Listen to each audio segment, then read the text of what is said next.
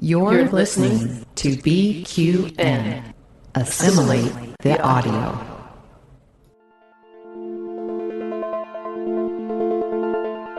Infinite diversity.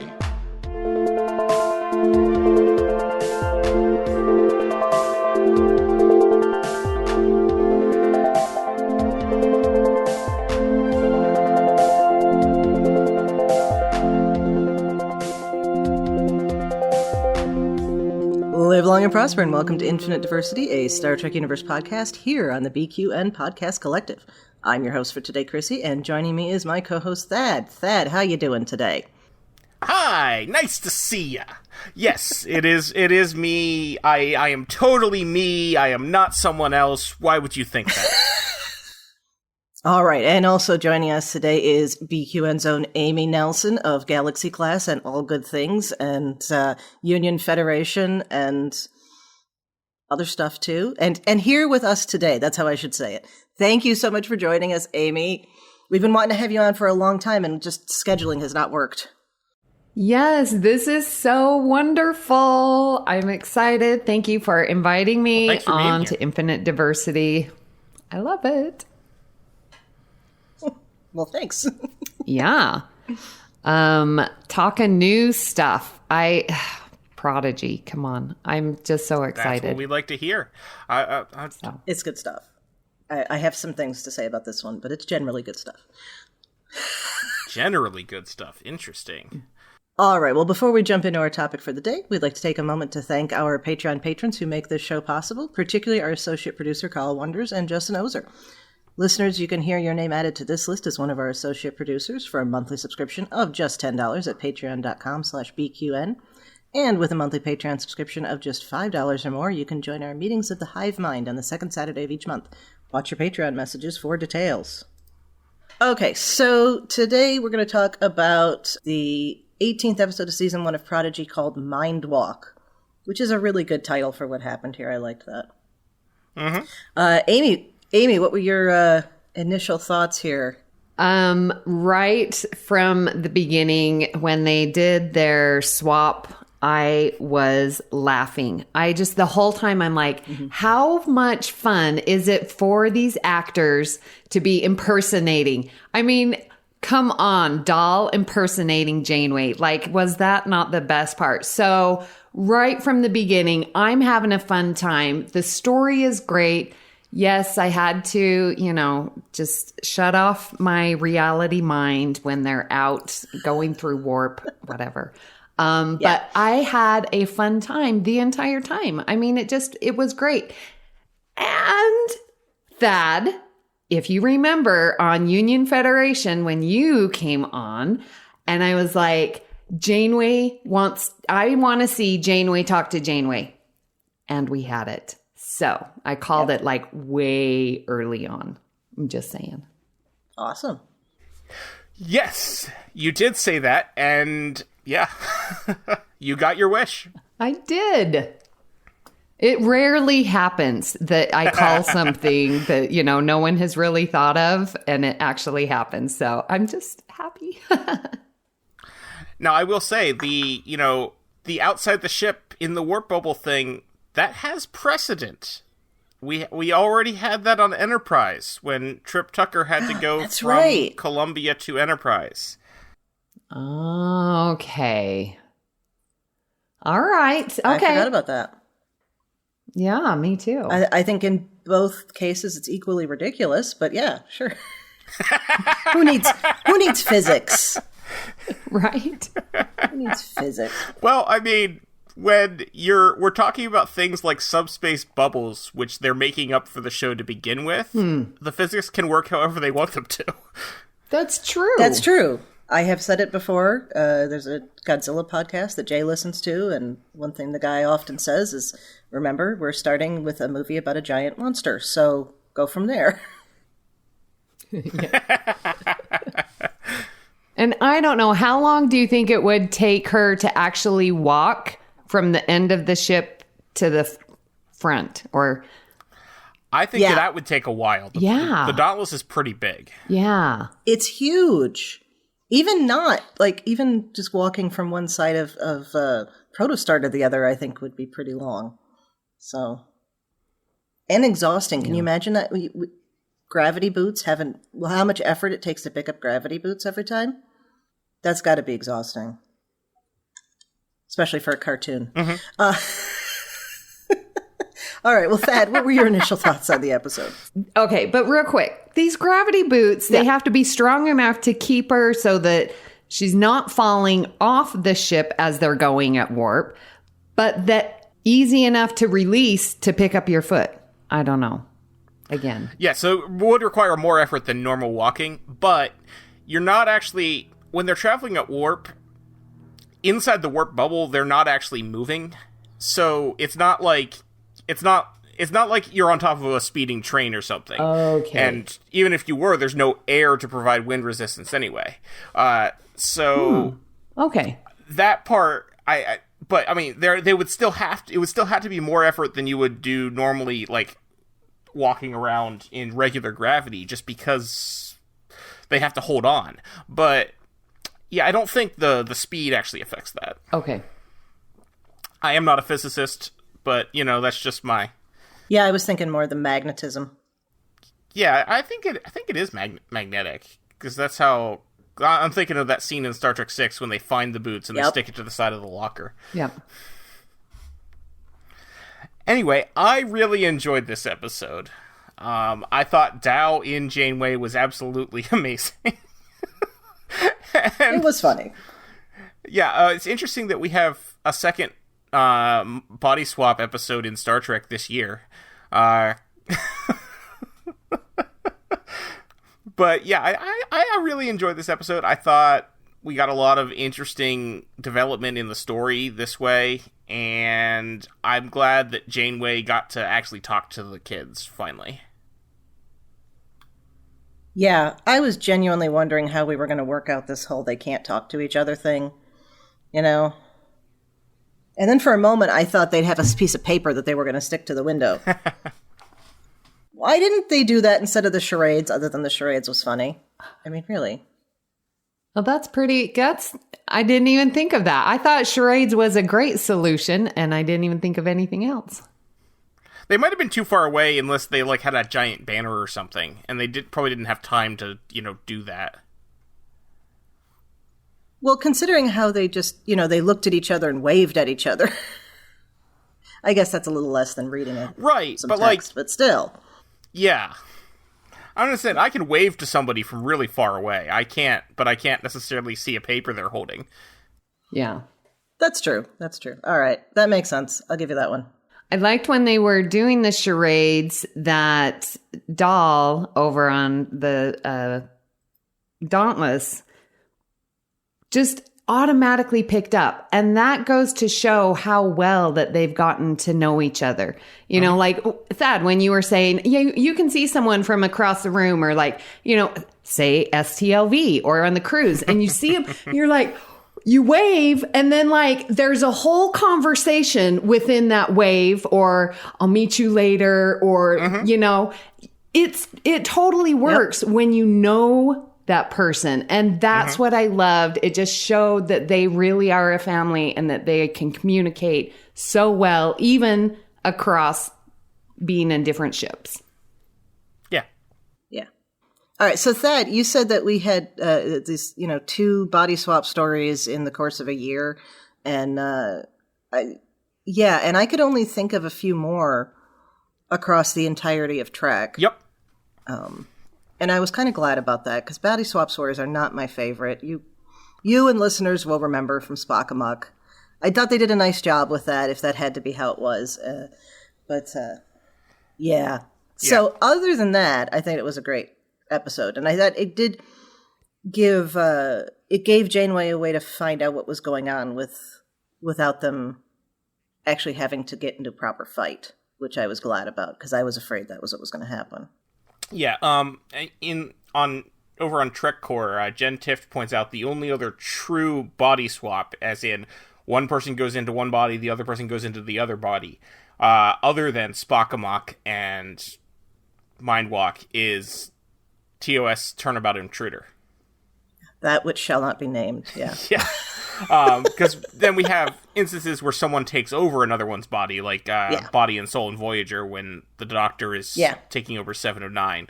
But or Power Play in case, TNG. Yes. Oh, I didn't think of that. Yeah. Got to check out that southern polar region. That's right. Yep. But then there's the Enterprise episode Observer Effect, which they do reference in this episode because that was the Organians, which they're saying it's because Dal's Organian DNA is what caused this to happen in the first place.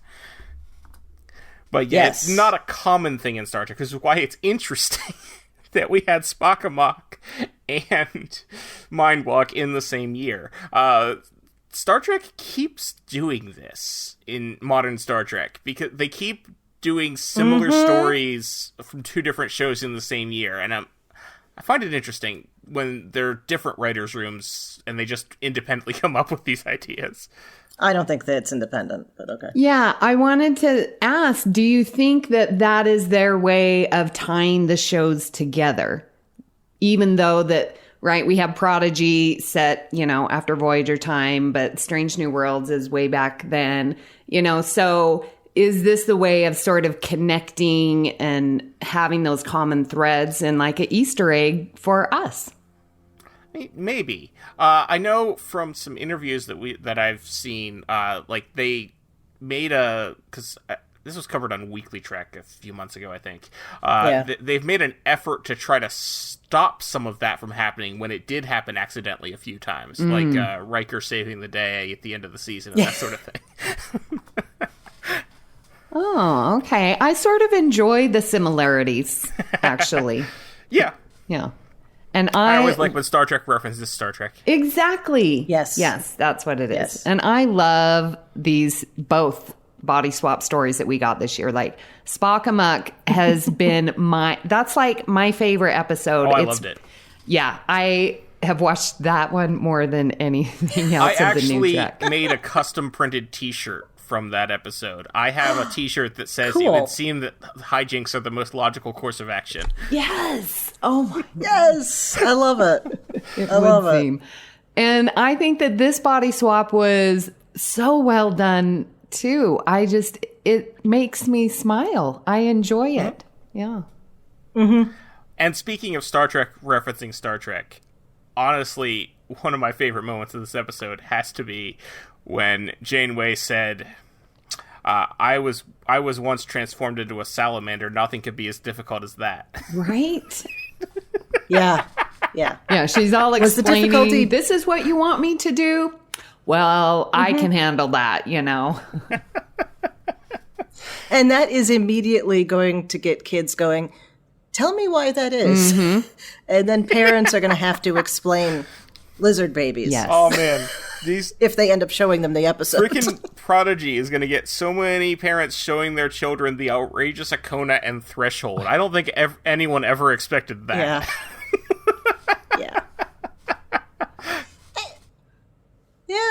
Yeah, that's funny. Okay. Well, there'll be other references, better ones, I'm sure. Actually, speaking of that, the augment thing, right? Mm-hmm. So she says, Dahl's not going to be able to be in Starfleet, but there's precedent. There's at least 2 precedents that we're aware of, because I'm assuming that number 1's going to be back and be the exception to the rule for next season of Strange New Worlds. Yeah, I can't imagine they wouldn't do that. Both of those instances were people who got accepted into Starfleet before Starfleet knew they were augments, and I wonder if that's true. But I saw somebody was tweeted out, and I think this is an awesome idea, and they should totally do it. That what if Julian Bashir hears about this augment who's trying to join Starfleet and decides to help him out?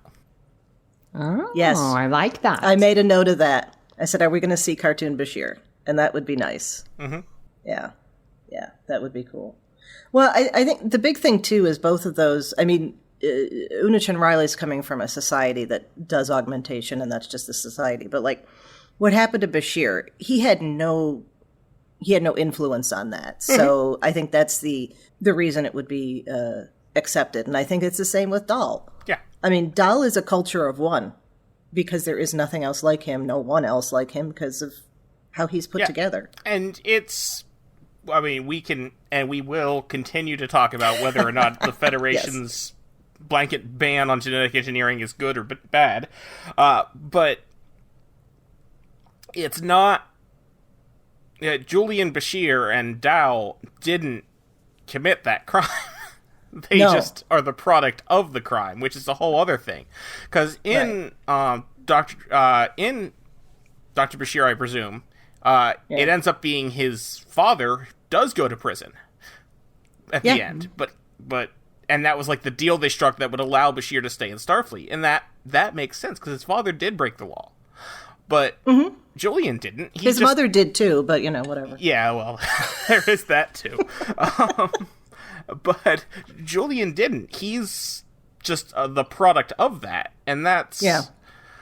like, saying that, that someone who was genetically engineered can't be allowed to join Starfleet is because of what their parents did to create them, is like saying that, children born out of wedlock or whatever are not allowed to have the same rights as someone else. It's ridiculous. But so, yeah, that's definitely going to have to be addressed. Mm-hmm. And I think maybe that's going to come in.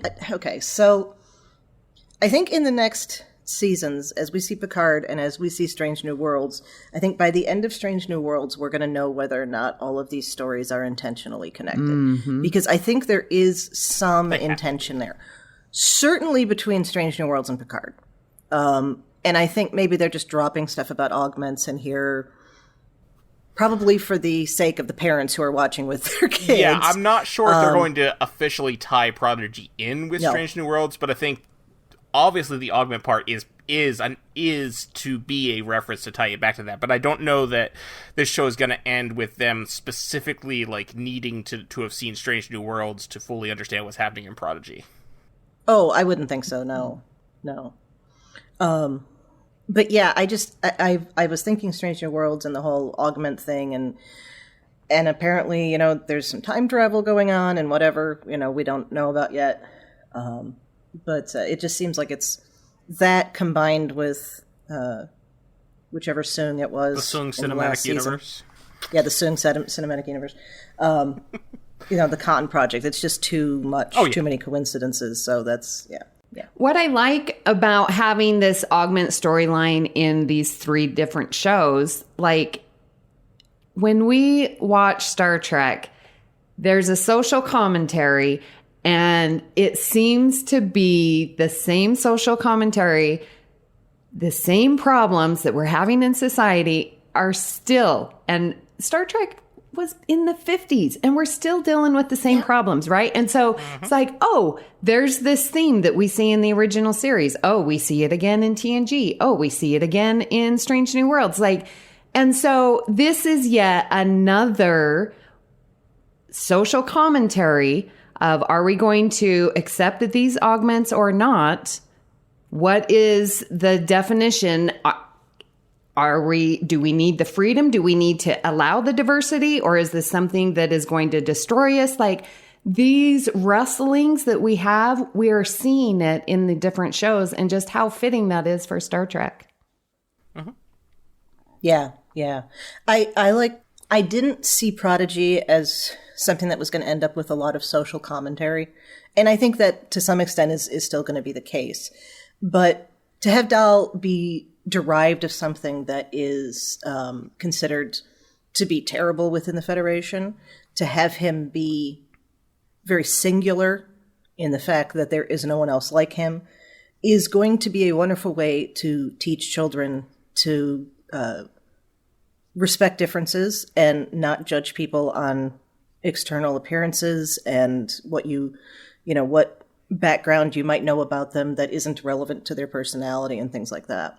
Well, so I think that's a wonderful thing. Yeah. And sort of like what Janeway was saying, these assumptions, and so Starfleet may be making assumptions about augments, and, here Dal is this amazing person who's going to destroy your assumptions about augments, and we're going to meet people like that are going to, destroy our assumptions, which is a good thing if we can just allow ourselves to accept and see people. Yes. Yes. And the earlier that's taught, the better. Absolutely. So do you think we're ever going to get a definitive list of what Dal is? Because I feel like they're just going to add stuff for the storyline now as needed. No, it's just going to keep adding things. At some point, he's going to be part Gorn, and, it'll just happen. Part Gorn. At they'll find out in, season 4 that he has crystalline entity DNA in there somewhere. Oh, I love it. I love it. Oh my gosh. Maybe a little bit Q. Actually, wasn't the Q symbol on there? Didn't we talk about that on the list? Well, it might have been. Yeah. It might have been, yeah. Yeah. How do you get QDNA? Great minds, Jinx. Yeah, I was just wondering that. Oh, wait. Hold on. Okay. Deja Q, when Q turned human. Oh, yes! Beverly ran medical tests on him, presumably had some of those samples somewhere that probably went to Starfleet's database. Yeah, and Amanda Rogers, which is what I thought you were going to say. Yeah, that also works. Yes, both. That way you have more than one sample. Yeah. Also, Riker was briefly a Q. There might still be something in his bloodstream Q related. Oh, true. And Voyager would have the data from Quinn. True. Okay. Possibly even the body. I don't know. They might have stored it in. They might have stored that body the whole time. Who knows? That'd be kind of strange, but I wouldn't be. It would be strange, but it would be strange to do it for everyone. But I could see them maybe doing it with a Q for scientific curiosity's sake. Oh yeah, for sure. Yeah. Okay. So getting Q DNA easier than we thought. Still not super easy. No, you're not walking up to John Delancey and pricking him with a needle. No. So I like that. I like that Dal's going to be this kind of unknown, and he'll continue learning about himself, and we'll continue learning and all of that. If we follow the story long enough, and he shows up, they wouldn't do it on Prodigy, but they could bring him in somewhere else. We could figure out what might happen if he can have children. Ah. Yeah. Because most of those species that they mentioned, we have examples of hybridization. Right. Not with the Organians and not with Q, but yeah. So maybe. Can I ask a question? Wasn't Janeway off of coffee? So Janeway had not completely off, I don't think. I think Janeway was drinking less coffee. So what was the point of the doctor giving her, here, you need this coffee? Do you think that was a test to really prove if she was Janeway? I don't think it was that. Okay. I think I don't think he thought she wasn't Janeway. I think he just thought she was out of it. Because as he hands it to her, he says, as your doctor, I strongly advise you drink this, get it together. So I think he just thought she was out of it and she needs a cup of coffee. And we've all been there. Not that bad. Well, sure. Maybe it was a little of both. Yeah. Because I'm like, why would a doctor recommend it when he's the one that's like, okay, you need to pull back? But yeah, I guess I could see that. But I was like, he's testing her. That's where I went. Yeah. Because as soon as when she responds with, how does she drink this? Obviously. Yeah, that's why I'm like, his test worked. But I don't think it was specifically a test. I think he was he was treating his patient with what he thought would help her to snap out of whatever the heck was happening to her. Mm-hmm. Could have been he thinks of it as a win-win. Either it's going to help and Janeway is going to come back to being herself, or it's going to prove that something else is going on. So, Okay. maybe. Yeah. One thing I did like about this is that because it's so short, we didn't have a lot of time of these two people are pretending to be each other and doing it badly, but nobody's noticing at all, really, because, immediately she's in Dahl and she's like, I know what happened because this kind of thing happens in Starfleet all the time because weird is what we do. Or whatever it is she says to Harry. Weird is part of the job. Weird's part of the job, yeah, thank you. And, Dahl tries, but everybody immediately knows something is wrong. So he's trying, but he's not succeeding at all. Not like with Spock and T'Pring. That was good. But yeah, one of the things I don't like about the body swap stories, wherever they are, Star Trek or elsewhere, is the whole thing of like, I have to pretend to be this person. Just lock yourself up in your house until it gets resolved. Just yeah. Anyway. Oh, that's so funny. And yeah, what I loved, and credit to the animators, like Janeway, poo, poo, poo, and oh, yeah. oh my gosh. I'm like, I bet the animators just had so much fun drawing Janeway, jumping up and down and sliding off her chair. Like the funniest things that so were Dahl came through. And I thought, man, Kate Mulgrew must be having so much fun doing this voice for, oh my gosh. That's really all the notes I took was this has got to be so much fun for these voice actors.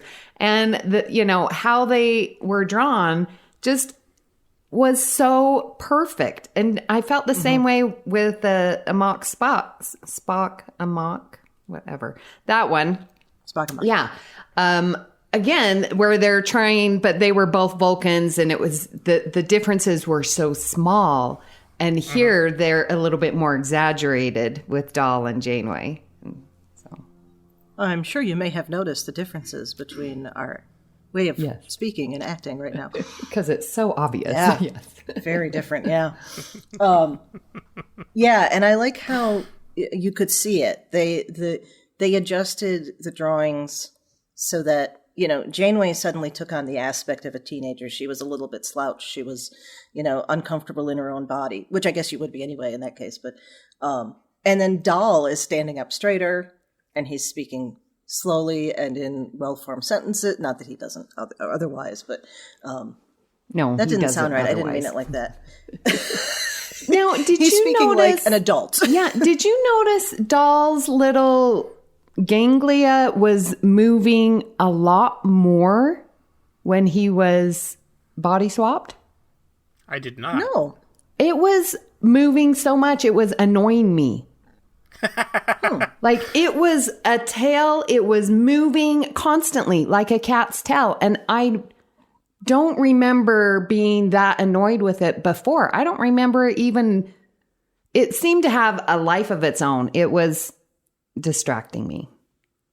I didn't even notice. Was it like moving I like noticed air? the Like whatever it is, but I didn't.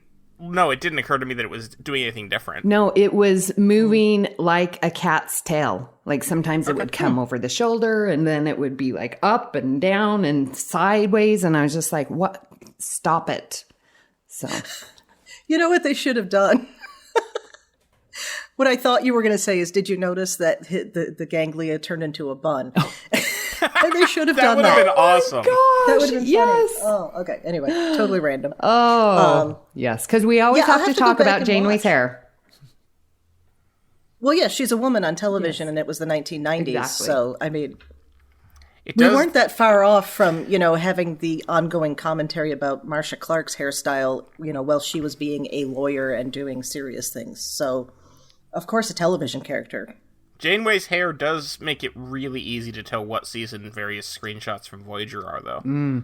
That is true. Mm-hmm. The same way with Troy's jumper, which outfit she's wearing. Yeah. Yep. She looks best in the second half of season 6 and season 7 when she's wearing a duty uniform. Thank you. I agree. Although I always tell people, I'm like, she was in uniform before. She was in a scant. That was an appropriate uniform. Season 1. It made her look like a cheerleader, so it wasn't, but it was uniform. It was part of the uniform. Anyway. Yeah, it's real unfortunate when you realize the reason is because the producers thought that her butt was too big. Yeah. Is that why? Yep. So they put her in those jumpsuits with the revealing neckline so that people wouldn't look at her butt. Jesus H. I know. I didn't know that. I did not know that either. Wow. Yeah, Marina Sirtis has said that on interviews before. Yeah. That's although I will say my second favorite Troy outfit after a duty uniform is the blue dress. That's my favorite. Yeah. Yeah, that's a good one. Anyway, so if Troy shows up on Prodigy, what will she be wearing? Right? No, she'd be wearing a Starfleet uniform. Yes, she would. Yes. Sorry. We could turn into a Star Trek gossip magazine. I can't even say that with a straight face. Oh my God. Troy should absolutely show up on Star Trek Prodigy to provide some counseling to these poor kids after all they've been through. Yes. Oh yes, you're right. That's a perfect place to have her show up. Or, you know what? We could end up with some of them on the Titan once they've, if they get into the academy, and then once they've been there for a little while. Although it would be cool if we don't get Troy to counsel them, if Ezri Dax were to show up. That would be cool too. Also excellent. Yes. They could be on the Aventine for a thing, and she could turn on her counseling hat for a little bit. It has still not appeared anywhere other than the books, so that would be cool if and that it's actually Slipstream. It does. Ooh, okay, that just raised the hair on my arms. Maybe we'll actually get to see Captain Dax in the Aventine. Oh, yay. That'd be awesome. Talking about books, was that a reference, the Janeway autobiography written by, help me out, Thad, the woman, female author? Was that Una McCormick that did that? Yeah. And I think. I know she did the Spock one. I really think it was. But in the Janeway autobiography, when Janeway's like, prove it. Are you really me? And she tells a story of, and that's in the book. Okay. I totally remember from that. Endgame. And Yes, it is Una McCormick. Yeah. Yes. Okay. You were quicker looking it up than I was. I have actually not read the Janeway autobiography. Nor have I. Oh my gosh, look at me reading a book. Justin Oser, if you're listening, you should be so proud of me. That whole autobiography series, And disappointed in us. at some point I probably will read them, but the concept of them annoyed me, because they were because when they came out, at that time the Star Trek novel continuity was still a thing, and the books were neither. The autobiographies completely ignore everything except what happens in the TV shows, and the Janeway one also ignores everything that was written in the canon novel Mosaic by Jerry Taylor. Yes. Yeah, I've heard that. So I'm just I'm sure it's a great story. Everyone I know who's read it said it was good, and the audiobook is read by Kate Mulgrew, and I'm sure it's great. It just bugs me because, I'm reading this story that is basically all Star Trek novels are fan fiction, but this one feels, because it's not part of any other continuity, it feels unnecessary, I guess. It's an example of not trusting your source, perhaps. And she made a lot of it up. Right, and now from what I understand, the Janeway one is actually very good. It doesn't have some of the really weird stuff that happens in some of those other autobiographies. Apparently the autobiography of Picard talks about the extinction of the Denobulans. Yes, because Phlox shows up in all of them, or almost all of them. Just randomly, and it's you don't really know it's Phlox, but then you find out that it is, and it made sense for the Kirk one, right? But it was a little bit of a stretch for Picard, and I don't know if he shows up in the Janeway one. But I read the Kirk one, I read the Picard one. I was very annoyed with the Kirk one right off the bat because they did not entitle it "Risk Is Our Business," and I know that had been only established in books and fine and whatever, but I mean, why wouldn't you do that? Mm-hmm. Yeah. Risk is Our Business, the autobiography of James Tiberius Kirk, mm-hmm. and yeah. But that one, I think, is the one that holds up the best to what we have seen on screen because there wasn't anything new to add, right? So that one, I think, works wonderfully within the context of everything else. The Picard one is all right, except for the end of it, because now we have different information. Right. But I did they tell the story of how the Romulans get his DNA for Shinzon. Okay, that's just pretty cool. Yeah.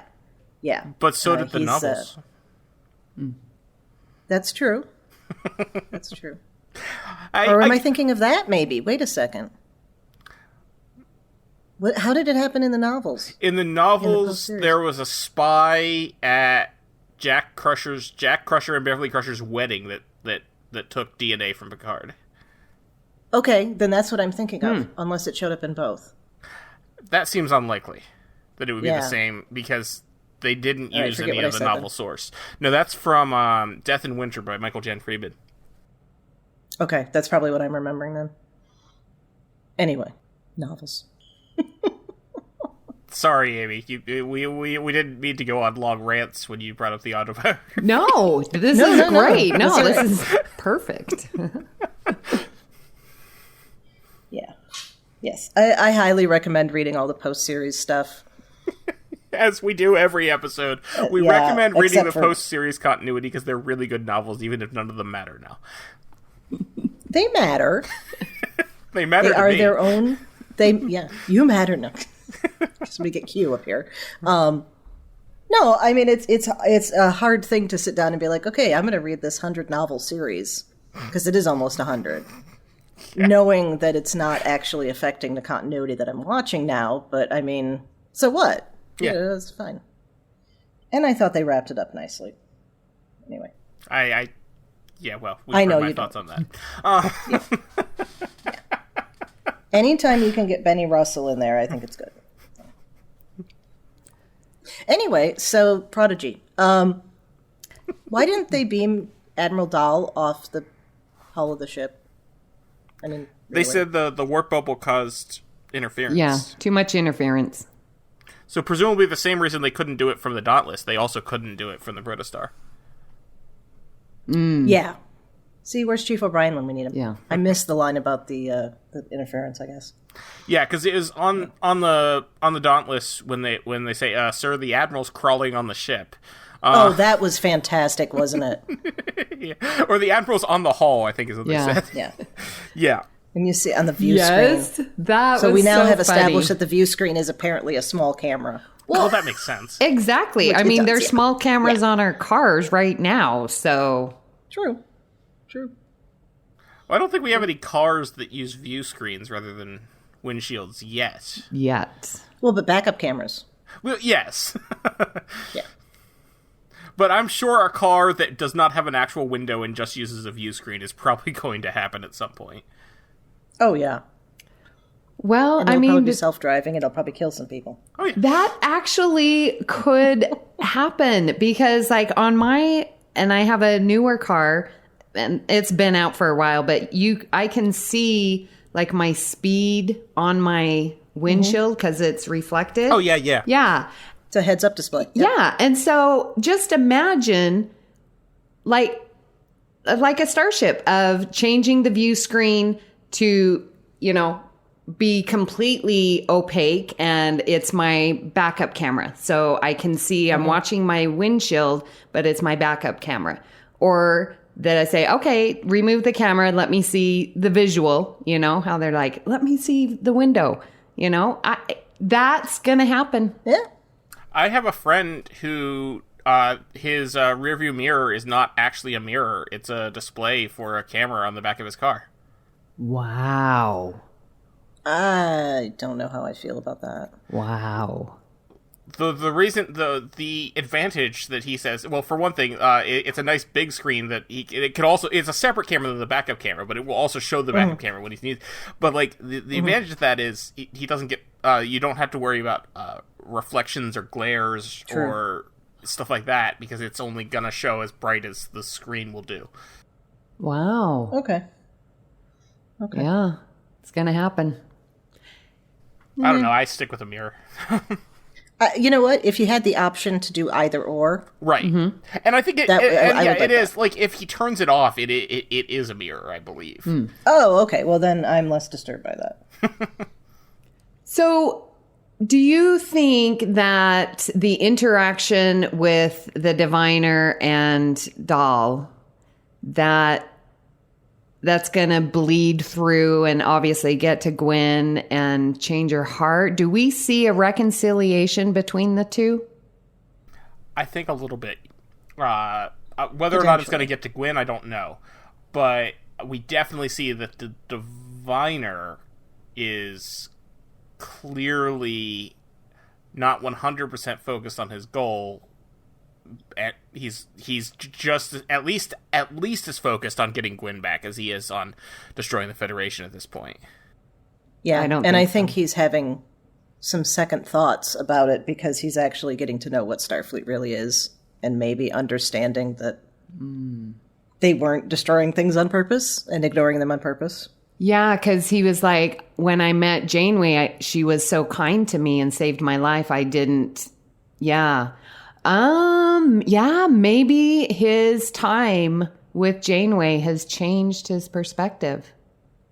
There's an interview with the authors of this episode, Julie and Shauna Benson, and they talk about this, basically, and one thing that they point out is a decision that they consciously made to show this is that he now refers to Gwen as his daughter, not his progeny. Oh, yeah.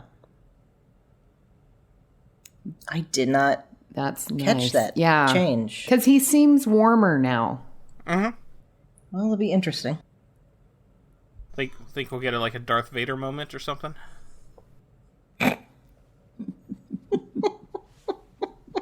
Gwen, maybe. I am your father. Well, I was more thinking Return of the Jedi. She says, I know that. Yes. Oh, yeah, that would be funny. Okay, so what about Chakotay? What's going on there? They're giving us just the little tiniest of morsels, and I'm like, come on, I need to know more. Well, all we know so far is that he's trapped in the future somewhere. Yeah. Yeah.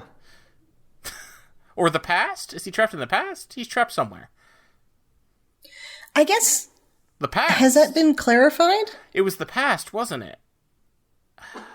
Didn't we talk about this a couple weeks ago and we figured it out and now I forgot?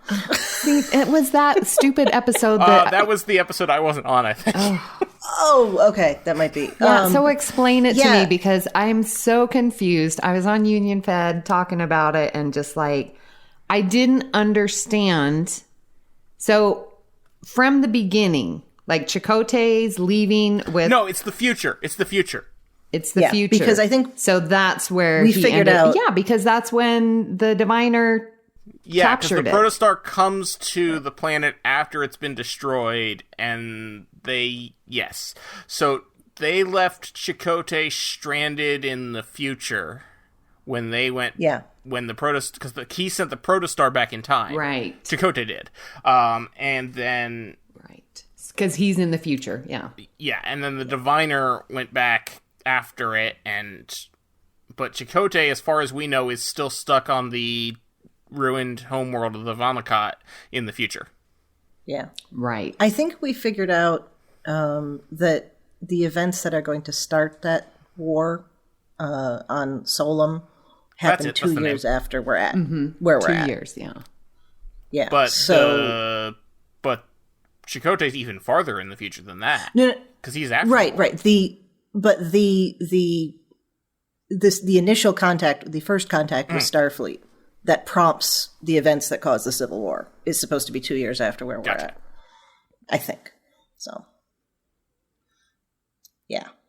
So he's in the future. So will we ever catch up to him without time travel? Doubtful. We don't know where he is.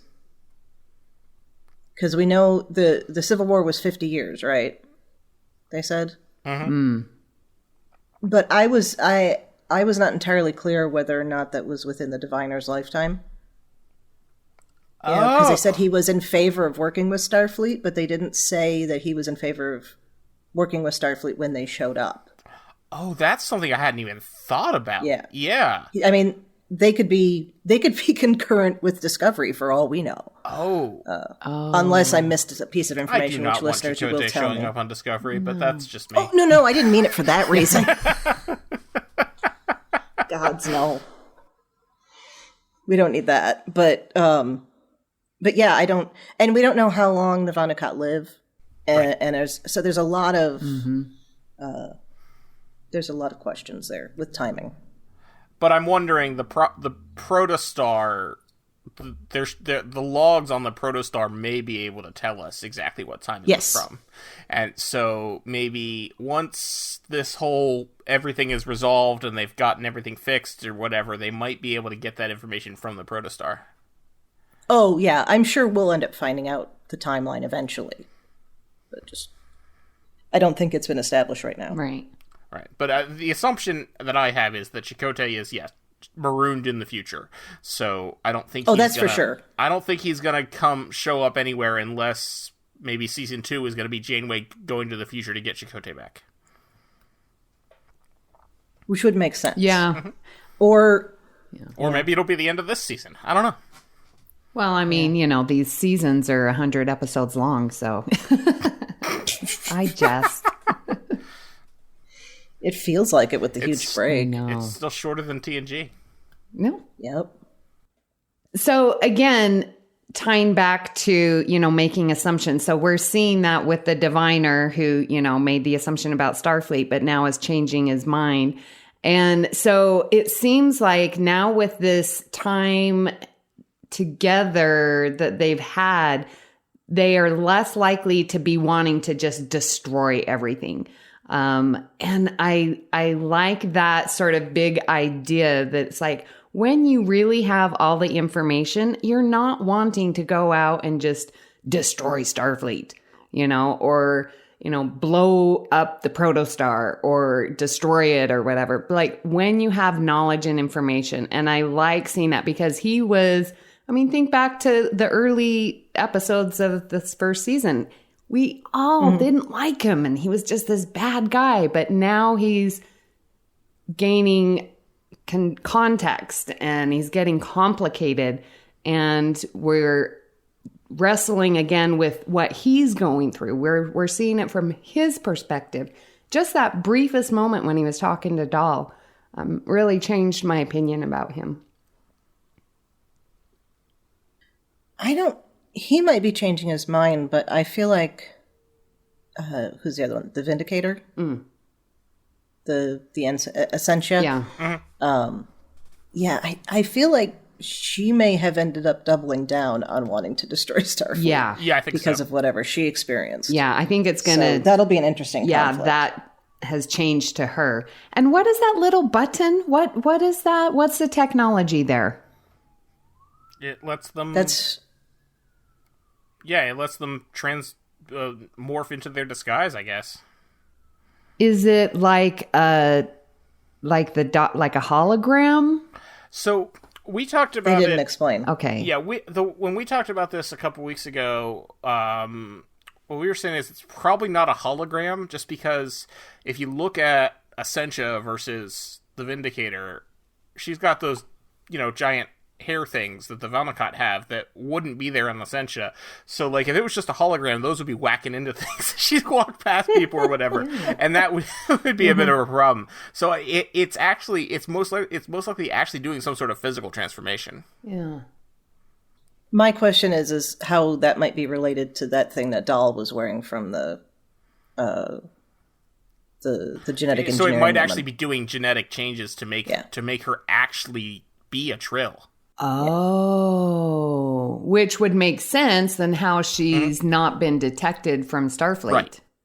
Right. And we still don't have an answer as to whether or not there is a real Ensign Essentia that she replaced, or if, she invented this person. Mm-hmm. That's true. I'm tending toward the former myself, but probably the former, but we don't know that for sure. Yeah. No. Oh, I was thinking the latter. Oh, well. Well, that's also possible. Yeah. She could have. Yeah, it could go either way. She could have invented this person and then gone to Starfleet and gone through and, like, done the whole thing herself. Yeah. We don't know for sure. Or just fake the records. That's also possible. Yeah. Yeah. Yeah. I think if you can time travel, you can probably fake records. Yeah. I might be wrong. Actually, you could time travel and then actually put records in, and then they wouldn't technically be fake. Exactly. All right. Well, we end with Admiral Janeway stuck in the brig, which absolutely makes perfect sense because they don't know what's going on inside her head. So yeah, And a fleet of starships, including the first appearance of the Centaur class starship since DS9. We see a fleet of starships made up of Sovereign class, Akira class, and Defiant class and Centaur class ships. And the Centaur classes are the first. That's the first appearance that we've seen of the Centaur class since DS9. Cool. Have we seen, other than First Contact, I don't think we've seen a Defiant class. We saw Defiant class in Lower Decks. Oh, duh. Yeah. And we've seen Sovereign in Lower Decks and Picard. And yeah. we saw Akira class in Picard. Okay. My Trek knowledge cred is dropping in the last 2 minutes. Anyway. Oh, yeah. I'm like, I've got nothing to add to this. This is way above. This goes with the pips and the uniform decals. I don't follow that at all either. Well, you don't have to, because the pips are just, it's a piece of street corn. It's not actually there, so. No new uniforms to see this week. It was all the same uniforms we've seen before. Yeah. Yeah. Well, like I said at the beginning, really enjoyed this episode. I was smiling the whole time, just enjoying what I was seeing, the actors, the voices, everything. Definitely Dahl and Janeway heavy acted. So I did miss a little bit, and I loved when, just a shout out to Rock Talk. She's like my favorite. I love the voice actor. Yeah. We get to play a game. Oh my gosh. She just the cutest and always so enthusiastic no matter what they're doing. So again, Rock Talk still is just one of my favorites there. I'm always down for a body swap. I loved how much the story moved along. That sounds like you want to swap bodies with someone. Oh, well. I think it would be fun. I think that depends on who. Walk a mile in someone else's shoes, gives you some perspective.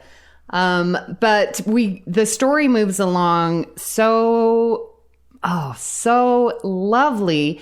And now we've got everyone in their right places, and where it's going to end up, I'm very excited to see. But I got a little frustrated. I think it was 2 episodes ago where I'm like, we hadn't really learned anything. And I'm like, this is drawing on, but now this one's, we're going on full steam ahead. Oh yeah. Yeah. And we only have 2 left. So right. I think we're getting a pretty, we're going to get a pretty action-packed finale. It's a 2-parter based on the episode titles. I think so. Amy, sounds like you gave your final thoughts. Thad, any extra final thoughts to add here? No, not really. Okay. All right. Well, Amy, thank you so much for joining us for this discussion today. Tell the listeners where they can find you online. They probably know if they're regular listeners of the BQN, but maybe this is the first thing they've stumbled across. Yeah. Well, you can find me here on the network where I'm co-hosting Galaxy Class, which is a show about the next generation, which happens to be my favorite series. Also on All Good Things. And I am also talking new Star Trek on Union Federation. So if you want to listen to me over there, you can do that. I am online on Twitter at Miss Amy Nelson, but favorite place right there in our Facebook listeners group, BQN Collective. All right. And Thad, where can people find you when you're not figuring out how magnetic gravity boots work? Well, if Twitter is still in existence, I am on Twitter. We keep saying that. Yeah, well, there's been a lot more stuff happening this week, so we'll see. That's true. I am at Tyrannicus. That's Tyranicus. You can also find me on Mastodon at Tyrannicus at 10forward.social. And I occasionally pop into the BQN Collective, but I admit I am not as active as I should be. And you can also hear me on the James Bond podcast I do with my friend Carl called License to Spiel. That's license spelled with a C like the British do it. Chrissie, where can people find you when you're not crawling on the hall? In addition to here on Infinite Diversity, of course, you can find me on History with the Szilagys here on the BQN. That's that twice weekly short history podcast I do with my fellow historian partner, Jason. And I'm also happy to chat about our shows here in the BQN Collective on Facebook. And I'm on Twitter at the Goddess Livia. That's TheGoddessLivia, where I tweet about Star Trek history and leftist politics. And I got to get myself a Mastodon account. I just have not done that yet. You're going to go over, huh? Well, I mean, I have 5 social media accounts now, so what's adding another one? Yeah. I mean, most of my interaction on Mastodon at the moment is I set it up a cross poster, so everything I tweet also gets posted to Mastodon, and then perfect. Yeah. So most of my interaction to Mastodon is just it. I mean, I'll go there and scroll through a little bit, but I'm mostly still on Twitter. It's just everything I put on Twitter also goes to Mastodon, and then people interact with it there too. Are you finding many of the Trek actors on Mastodon? Actors? No. Anthony Rapp and Jerry Ryan, I think, are the only actors on Mastodon that I've seen. Oh, and George Takei. Mm-hmm. Yeah, he just posted the other day. But most of the actors know, but a ton of the people from the Trek fan community are there. Justin Oser is only on Mastodon now. He deleted his Twitter dropped account. Twitter last week. Oh wow! Yeah, and a bunch of other people. I know Charlene Schmidt is only on Mastodon. She deleted her Twitter as well, and a couple other people. I know Bill Smith did the same thing. So yeah. Well, I mean, technically, the Trek Geeks account is still on Twitter, so it's yeah. That's what I was thinking of, maybe just dropping my Twitter and just using the BQN, because I have my college football. Yeah. I guess I can't be using BQN account to be saying "Go Utes." Yeah, I have that. I have Go Utes muted because of you. Oh my gosh. Nothing personal. Ouch. I have it muted for everyone I follow that it does that about any sports team. I have it. Yeah, okay. That is funny. Okay. So you don't see anything I post about the Tigers either. No. Oh my gosh, I love this. I don't blame you. That's okay. I just I had all the different hashtags about the World Cup muted too, because I just don't need to see all of that in my feed all the time. Yeah.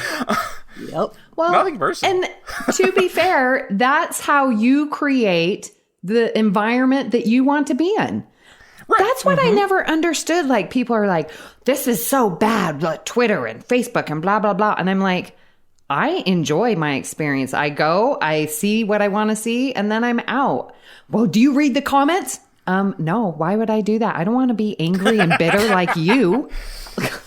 So one of the cool things that Mastodon has is that Twitter doesn't. Is that Mastodon doesn't have an algorithm like Twitter. Twitter has the algorithm where they show you the tweets that they want you to see. I hate that. Mastodon doesn't have that. You see only the people you follow and the things that the people you follow have boosted, which is the equivalent of retweeting, which is nice. Yeah, that's why I like Instagram, because I can follow and I see what they do. Yeah, Facebook and Twitter, they've got these algorithms, and I'm like, why am I? That was most annoying with Twitter. I follow every single actor, and I would never see what they tweeted unless I went to their account. Oh, it's so annoying. Wow, we went off on a tangent there. So sorry about that. That's okay. Again, why we're not using Yeah. StreamYard. I was like, I forgot the program name. I swear, my brain's gone after this week. Okay. Yeah. We only have 2 more to go. Yeah. Well, this is not what's causing my brain to be Yeah, gone, I know. but yeah. Don't forget all of our other great shows on BQN, like Galaxy Class, All Good Things, Union Federation. Amy's stacked at the beginning there. Wow. She is, yeah. What's the T-Bev, Trexperts, Mickey's Marvels, and History with the Szilagys. And exclusively for our Patreon members, there's It's Green with Mark White and Amy's Math Moment. Amy, what don't you do on the network? Rest? Apparently. Yeah. All right. Well, listeners, thank you so much for tuning in to Infinite Diversity. Thank you to Zach Tripp for the theme music and Mark White for the great show art. Please subscribe in your favorite podcast player, and don't forget to rate and review us there as well. If you want to reach out, you can find the network on Twitter at BQN Podcasts, or our show specifically at IDIC Podcast. You can also talk to any and all of the BQN podcasts in our Facebook group, the BQN Collective. On our next episode, we'll be talking about the first part of the Prodigy season finale, Supernova Part 1. Until then, peace and long life.